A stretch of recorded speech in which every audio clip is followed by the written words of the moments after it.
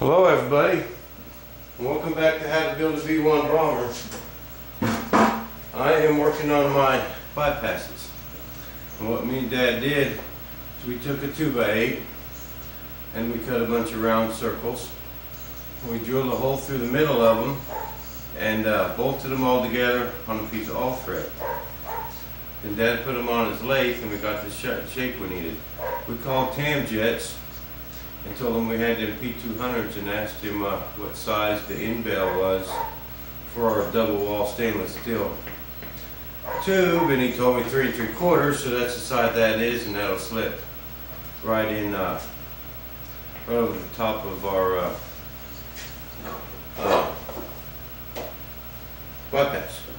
Now, see, I made that lip just a little bit bigger than this, than my ducts, and I'll be able to trim my fiberglass about right there and it'll give it a nice shape. The only thing, here again, when you're building by the seat of your pants, sometimes you don't always get things right. They don't fit. But, well, all I gotta do is, remember my little Dremel tool? It's got this little plunge cutting thing. I didn't glue these rails in there yet because I was kind of afraid of that. I can just get in there and make them a little bit bigger with that little plunge cutter. That's a pretty nice little tool. You can just go straight in and get in the corners, and it cuts nice and straight. And pretty cool little deal. But I'm going to spread my rails apart just a little bit so my bypass fits in there. Now what I'm going to do is, see, we want the inside smooth on in our bypass. So this will actually be my mold. But what I'm going to do is, since it's going to be my mold and I'm going to have it a while, we don't want it expanding and contracting. We've got to lock it in place. So I'm going to glass it. I'm going to take some of that 9-ounce tooling cloth. I'm going to sand it all smooth, and then put some of my 9-ounce tooling cloth on there, sand it smooth, prime it. And then I'm going to take some of my wood that I got that Formica on. Now I'm going to glue a piece flat on here and glue a piece flat on here. That'll give me a nice lip. When I mold all this, when I make my parts, it'll have that nice lip. And these will then they'll have a nice flange on them, and they'll screw right to there. Now this piece here, what I'm going to do, it'll have that same flange on the bottom, but I'm going to take a piece of 1/4 inch plywood and make it just about an 1/8 inch smaller in the back, and that'll stick out a 1/4 inch, and that'll make this piece lock into that piece. And so it won't have no air leak or nothing. But that's kind of what I've been going on. I know it's been a while since I made my last movie, but I've been putting some stuff around the house here off too long there, guys. I had to get some stuff done, if you know what I mean.